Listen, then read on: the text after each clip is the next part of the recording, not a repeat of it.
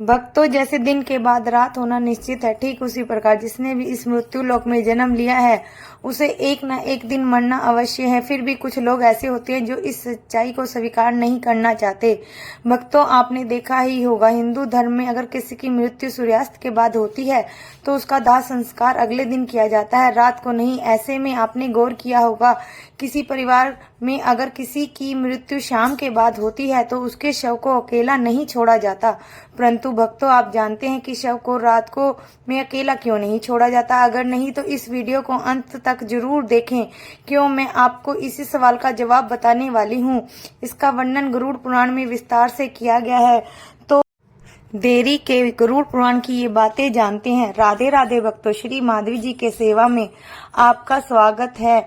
आशा करती हूँ आप सब स्वस्थ होंगे, मस्त होंगे। भक्तों, हमारे धर्म में मृत्यु के बाद शव को अकेला क्यों नहीं छोड़ा जाता, ये बताने से पहले मैं आपको ये बता देती हूँ कि कब कब और किन किन परिस्थितियों में दाह संस्कार नहीं किया जाता या फिर कुछ समय के लिए टाल दिया जाता है। भक्तों, आपको सबसे पहले कि हिंदू धर्म में अगर किसी की मृत्यु सूर्यास्त के बाद होती है तो उसके शव को रात भर घर पर ही रखा जाता है और अगले दिन उसका दाह संस्कार किया जाता है। इसके अलावा किसी की मृत्यु पंचक समय में होती है तो उसके शव को कुछ भी समय के लिए घर पर रखा जाता है और जब पंचम काल समाप्त हो जाता है उसके बाद ही उसका दाह संस्कार होता है। गरुड़ पुराण में बताया गया है कि किसी मृत शरीर का अंतिम संस्कार सूर्यास्त या पंचम समय में नहीं किया जाता है, वो उसको मोक्ष की प्राप्ति नहीं होती है।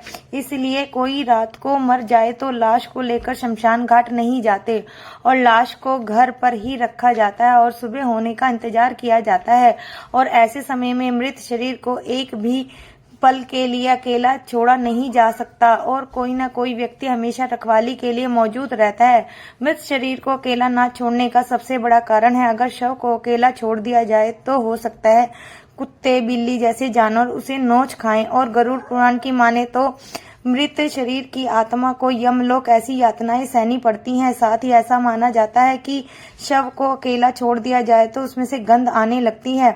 ऐसे में यह जरूरी हो जाता है कोई ना कोई व्यक्ति वहां बैठा हो या अगरबत्ती शव के चारों तरफ जलाता रहे ताकि शव से आने वाली दुर्गंध चारों ओर ना फैले। गरुड़ पुराण के अनुसार भगवान विष्णु गरुड़ से के पूछने पर कहते हैं, पक्षीराज, अगर किसी की मृत्यु हो जाती है, उसकी कोई भी संतान नहीं है, ऐसे समय में शव को घर पर रखा जा सकता है जब तक उसका पुत्र या पुत्री घर पर ना आ जाए, क्योंकि जब खुद की संतान मृत शरीर को मुखारी नहीं देती तब तक उद्धार नहीं हो पाता।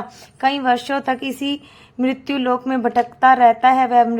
इसके बाद विष्णु जी बताते हैं कि सूर्यास्त के बाद अगर किसी मृत शरीर को जला दिया जाए तो मृत आत्मा असुर दानव या राक्षस पिशाच की योनि में जन्म लेती है, जहां उसे कई कष्ट सहने पड़ते हैं। और यही वजह है कि धर्म में रात को अंतिम संस्कार के लिए मना किया गया है। आगे विष्णु जी आसपास भटकती दुष्ट आत्माएं भी शव में प्रवेश कर जाती है, जिससे मृतक के साथ उसके परिजनों को भी कष्ट भोगना पड़ता है। साथ ही ये भी बताते हैं कि शव को अकेला इसलिए नहीं छोड़ा जाता क्योंकि मरे हुए व्यक्ति की आत्मा वहीं भटकती रहती है और अपने परिजनों को देखती रहती है। कहा जाता है कि इंसान की मौत के बाद शरीर आत्मा से खाली हो जाता है, इसी वजह से उस मृत शरीर में बुरी आत्मा का साया अपना अधिकार जमा सकती है। और यही वजह है कि भक्तों की शव को अकेला नहीं छोड़ा जा सकता और कोई ना कोई इसकी रखवाली करता रहता है। भक्तों, आप इसके बारे में क्या सोचते हैं, नीचे कमेंट में जरूर बताएं।